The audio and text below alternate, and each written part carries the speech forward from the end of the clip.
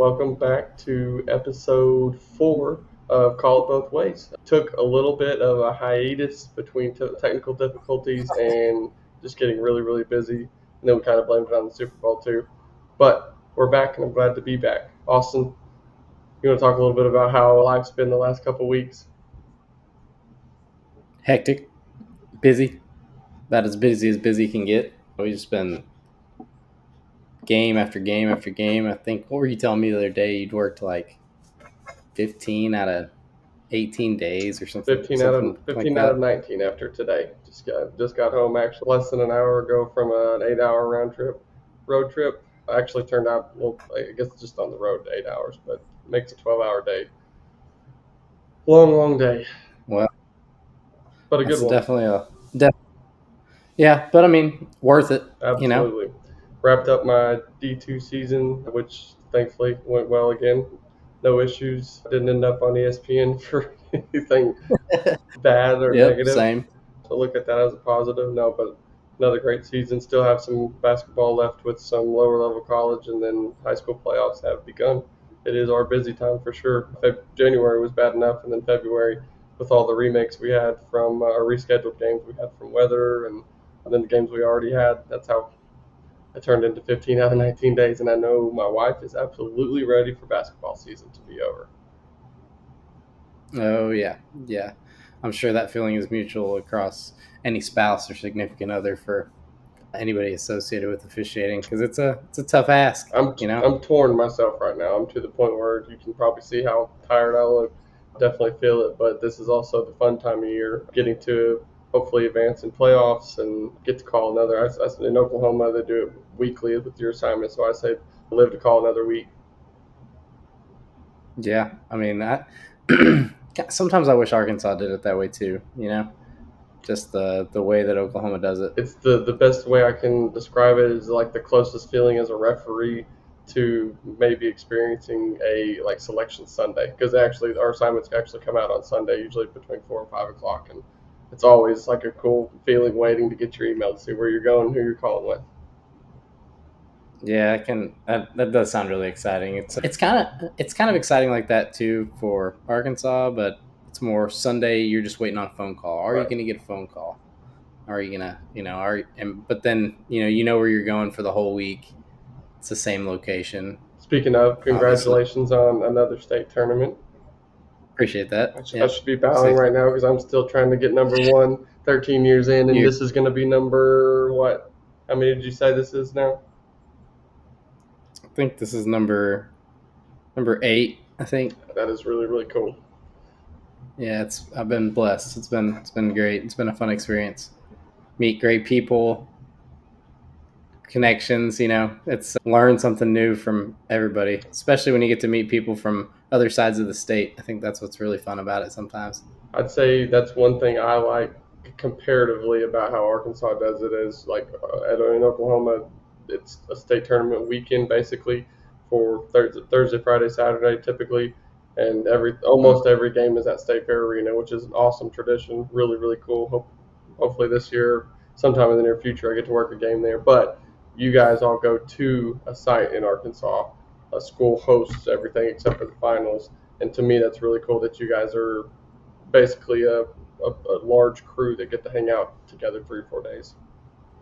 Yeah, that's the camaraderie that comes with the state tournament is probably some of the best things about it, I guess, because after the games are over, you hang out at the gym all day long.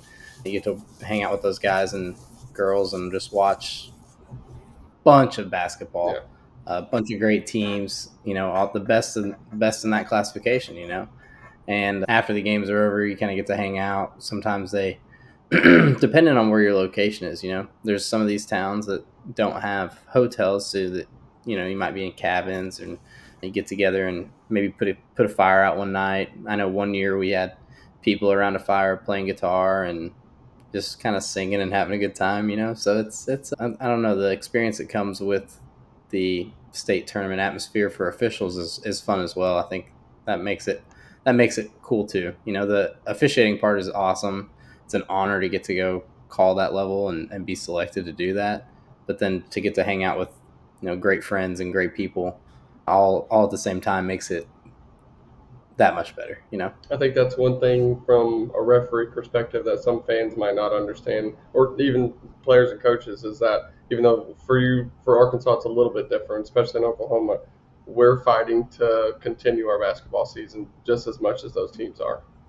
That's something Mm-hmm. that obviously we're never there to decide anything or make any decisions or have any preconceived notions about games. But that's my first thought when I hear things like that from the stands, typically in playoff games, is you don't realize that I'm here to try to do a perfect job, like I am every night, but especially in playoffs because it could matter as far as moving on. Yeah, you're always locked in. You have to be. Make sure you're doing everything right. Make sure you're applying your rules correctly. I mean, for those kids, it's the most important game of their season. You Mm-hmm. know, so want to make sure that we're on the best game that we can be on for them. Absolutely. Speaking of games, we mentioned in our last episode that we'd gotten a great opportunity to record and mic ourselves up for a high school basketball game locally. Shout out to Trey Pryor, our signer, for making that happen for us. So Austin has a couple of clips. Again, thank you, Austin, for being very tech savvy because I am not. Um, this would be very, very cheap looking if it was me that was in charge. But we've got a couple clips we want to share with you from that game. Hopefully, before long, we'll put out a little more of that. We've got 3 or 4 plays to show you, not just maybe where we're at on the floor and things like that. The main thing that we wanted people to get out of it is actually hearing sort of the way we communicate with each other when we're being serious, and sometimes even just kind of shooting the stuff and making little comments here and there. But we're there to do our jobs and also there to kind of have a good time. I think you'll see that through some of these clips. Yeah, I'll go ahead and get one pulled up now. All right, so here's the first one, and we'll just let the clip play through, and then we'll talk about it afterwards.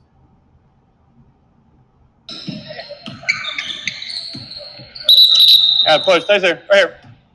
Right out of bounds. Blue 24. Push.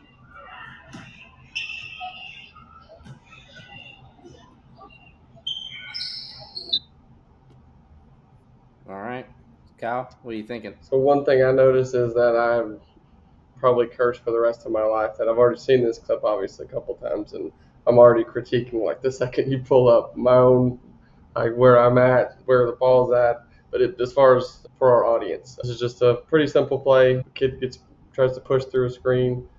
It's enough we need, even though it's away from the ball and technically has nothing to do with the play at the time. Definitely something we need because we don't want things to progress where players think that's okay to push through screens like that because then things could very quickly get worse. Yeah, I agree. I just like the way you immediately come out and kind of if you want to, I'm gonna slow it down actually and Yeah, just kind of show everybody.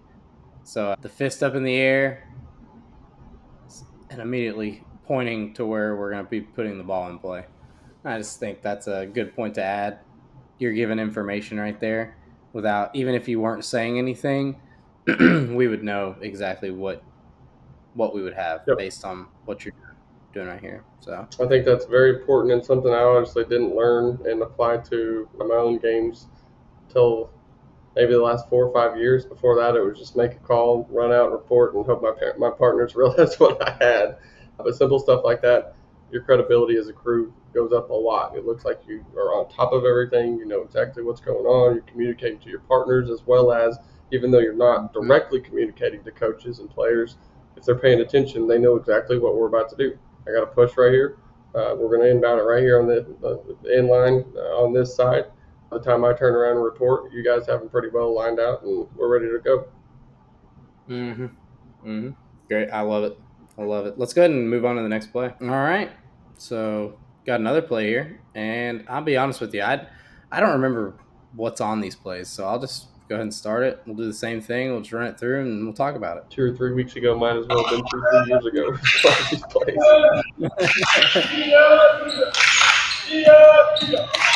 it.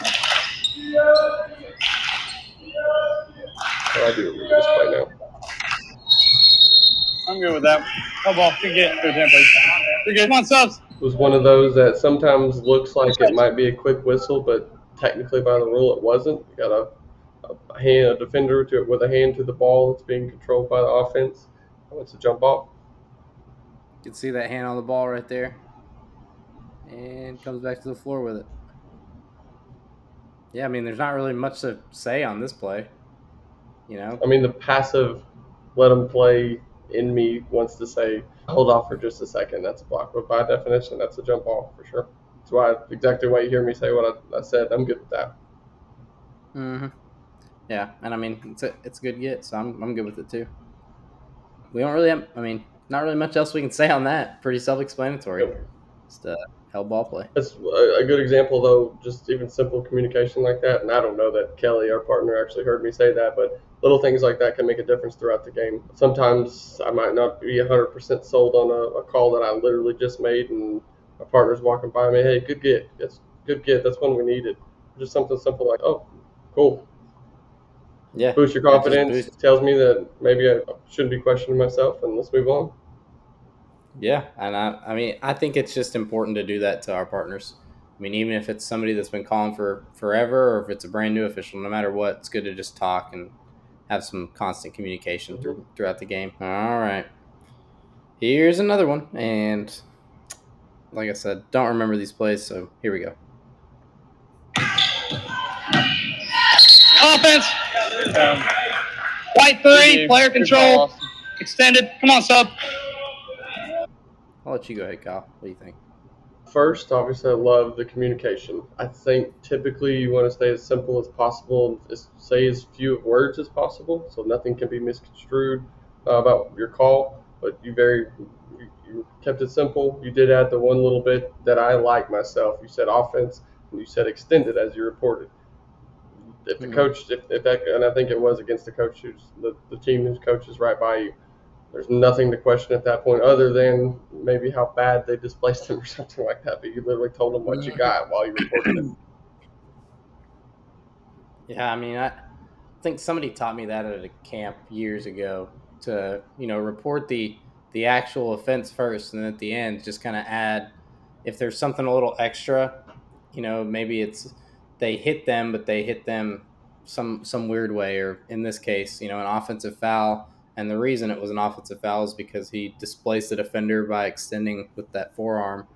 I think it just, like you said, it helps the coach to understand without even having to have a conversation. What did you have? Well, I had an extension. It He was literally displaced him. just one extra word, extended. That's it. Moved on. hmm Yeah, and we didn't even have a conversation on this play. I don't remember many conversations had at all, actually. So, I want to say a big thank you to those coaches as well because all it took was one of them saying no, and we would have definitely not done this. But they were both really cool about it. And I think a lot of coaches fully understand and are behind our purpose and intent for doing what we're doing. And if this is literally just to educate and also hopefully help recruit and retain newer officials. So I think mm, having coaches on board with that is huge. yeah, I hope we can get more in the future. I know you and I kind of talked a little bit about trying to talk to some of these coaches, athletic directors, stuff like that, talk to their players about officiating and try and gear some interest towards the younger crowd as we move over the next few years. So hopefully, this can kind of help with that as well. If you're a coach or an athletic director that happens to be listening and you think that's something you're interested in, get in touch with us. We'd love to come speak to your teams and talk about the ins and outs of officiating, the fun parts, maybe some of the not so fun parts, but mostly all positive. Who knows? That could be a big difference maker in our overall numbers of officials. hmm And help with the dwindling problem because it may not be as obvious to some. You and I were talking about it the other day, and you talk about the names that we've had for years and the names that are still around officiating, and some of those are getting close to where you hear them. You hear the whispers in the background about, well, is it time to? I might be done. I might be done. So you start hearing that and you start being worrisome because we haven't had a lot of new officials coming in over the past few years. Sure, we've got some, but the numbers aren't large. No, and we're already struggling with those veterans you're talking about still officiating and officiating quite a bit. There's a reason 15 out of 19 happens because we're working our college schedule, but we're also working a fairly full high school schedule, and then also picking up more games as things happen with officials dropping out or games getting moved and rescheduled and things like that. I've worked with quite a few people this year who have basically said that they were done with high school officiating. They were, trying to retire and stuff, but the shortage has been so bad that, they're being asked to almost come out of retirement to help cover games and things like that. Yep. So, Dad's completely been retired from basketball for, I think this was his second or third season, and still got phone calls to go help with JV games and junior high games where schools didn't have officials. I'm sure it's a problem. And I mean, we're trying to do what we can and hopefully get information out to people and get people interested at least a little bit more than the way it's, the narrative's been over the past however long since I've ever been officiating, and I'm sure it's been a lot longer than that. I know I've got stories from my dad about him working games, 30, 40 years ago, and basically his house getting egged after the game because of a controversial no call, stuff like that. So I the want to take my kids or family to my games.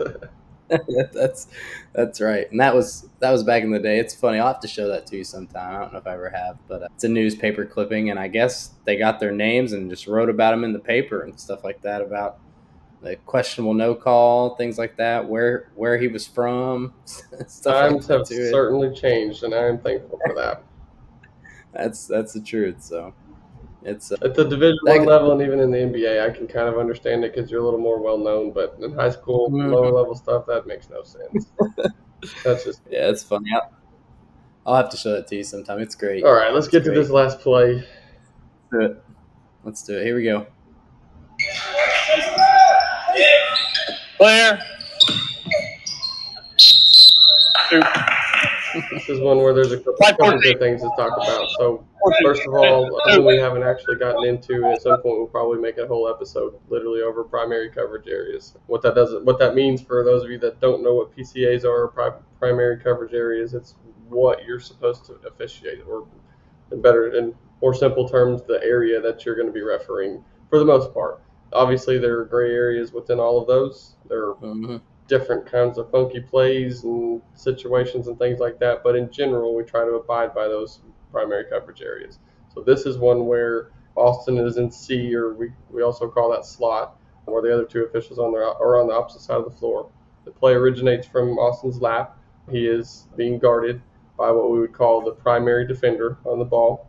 Austin is completely responsible for that matchup. So anything that happens between that ball handler and that specific defender is Austin's primary at this point. So if you want to roll it on Austin, the play moves Yep. on. He goes past that primary defender. You'll see another defender in the paint slide over.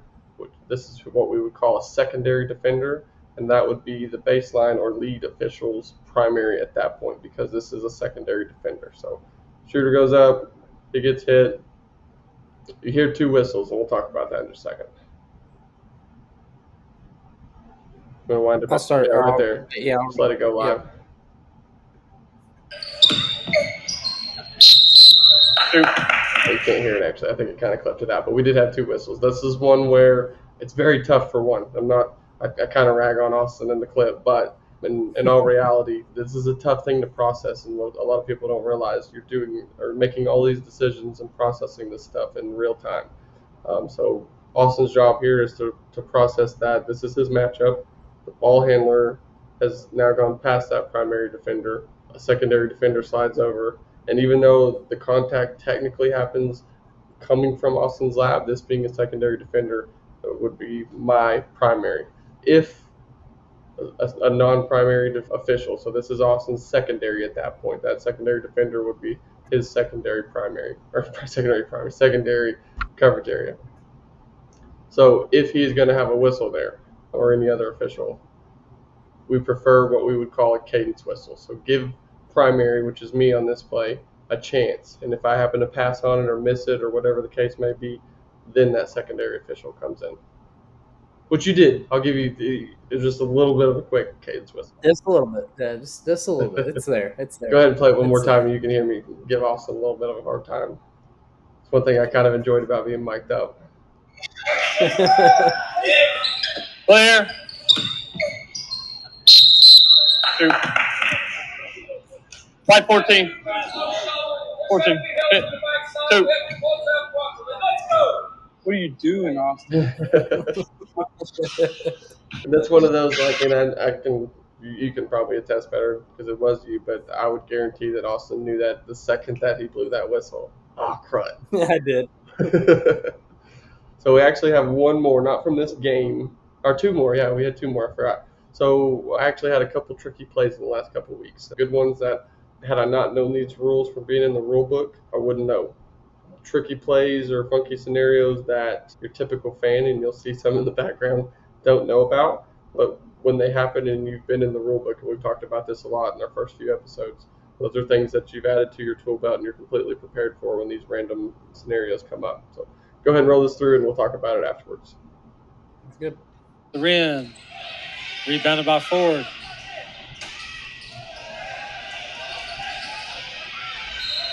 So what happens here, we have a turnover on the other end. White gets it, going in transition, has a layup, and they're wearing red. The defender in red goes up to try to block the shot.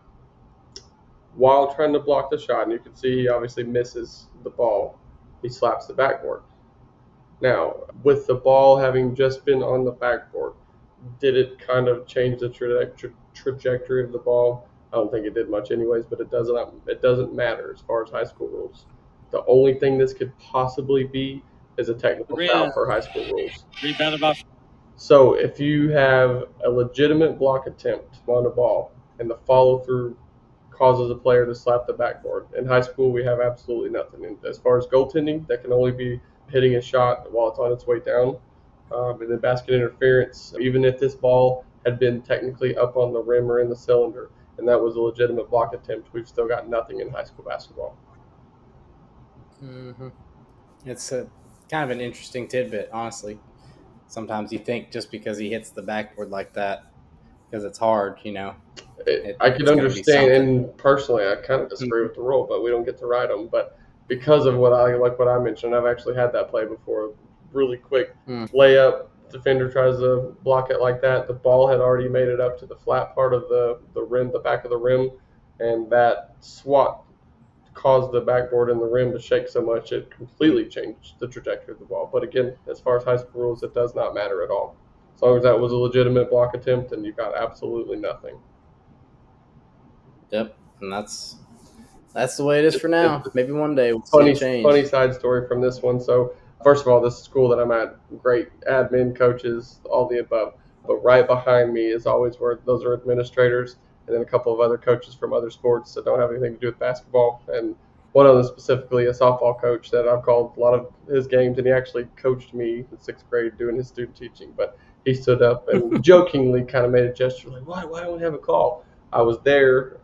This was on a Monday night. I was there on that same Friday night for a playoff game, and lo and behold, he comes out of nowhere with his phone and a screenshot of the rule that obviously I already knew. Hey, you're right. That's funny. That's awesome, though. I mean, the fact that he took the time to go find the rule himself, it's Absolutely. actually pretty awesome, I too. always appreciate coaches that are like that. Yeah, But definitely. he's I not even always a basketball coach. Oh, well, that makes it even better. Yep. Just wanting to know the rules of the game, just to be informed, it's kind of a great thing to have. Mm-hmm. Great want to have, I should say. Let's go ahead and we've got one more. It's kind of more of a doozy, but we'll go ahead and pull it up. One of those plays that you don't ever want to be involved in, but they happen. We learn from them and we move on. So one thing, as far as in officiating and amongst other officials, we talk about a lot is off-ball officiating. What that means, and we talked about primary coverage areas. If the ball is not in your primary coverage area, we always want to find matchups that are in your own primaries. That way, sometimes the ball goes completely away from you, and there will be 10 players and on the opposite side where you literally almost have nothing. But in this case, there was one matchup. And you can go ahead and roll it. Two girls go to the floor, and a not pretty foul gets missed.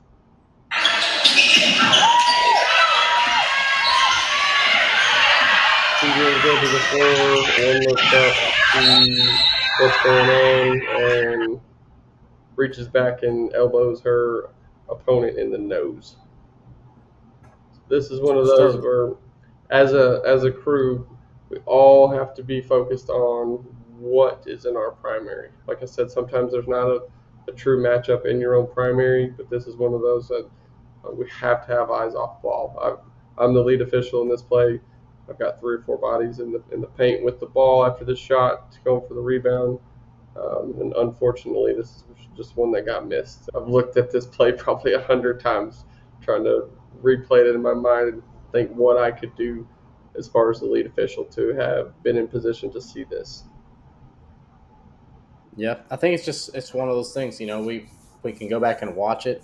Obviously, I mean, not much that can be done here. Yep. Just one of those scenarios, and I think that in situations like this, when we have plays like this, it's actually, I don't want to say it's a great thing because it's unfortunate that it's Not a missed. great thing. Not an email chain you want to end up in as a college official. It's definitely not a great thing, but it's a great way to learn after the fact, to just kind of have that heightened awareness and be aware of things that can occur just in a split second. Yep, and it's one of those and I've had plays in Division II where we have monitors where you may not see something, but you kind of have antennas go up. Like something just didn't seem right there, or you saw something out of your peripheral. Unfortunately, I didn't have that in this game with the monitor or see this in my peripheral, but that's definitely something, especially in games where you don't have monitors to be able to go review stuff. You've got to have eyes on all players at all times, and that's difficult because when you think about it logically, there's 3 of us on the floor. If we each pick a matchup, that's 6 players. That leaves 4 players that we have to be able to officiate kind of in our peripheral vision. Yeah, and it just makes it tough. It is, but still our job, not something you want to see missed. And I can tell you, I've never worked with an official that would see that play happen in their game that would say they were happy that it got missed. That's not something you want in your game ever. I feel bad for the player, feel bad for the team, and feel bad just the fact that we missed it, period, because that's our job. But it is what it is. You watch film, you reply back to the email chains, and you move on. Yeah, just do what you got to do. That's something we can learn from, and just move forward. Nothing else we can do. Not at all.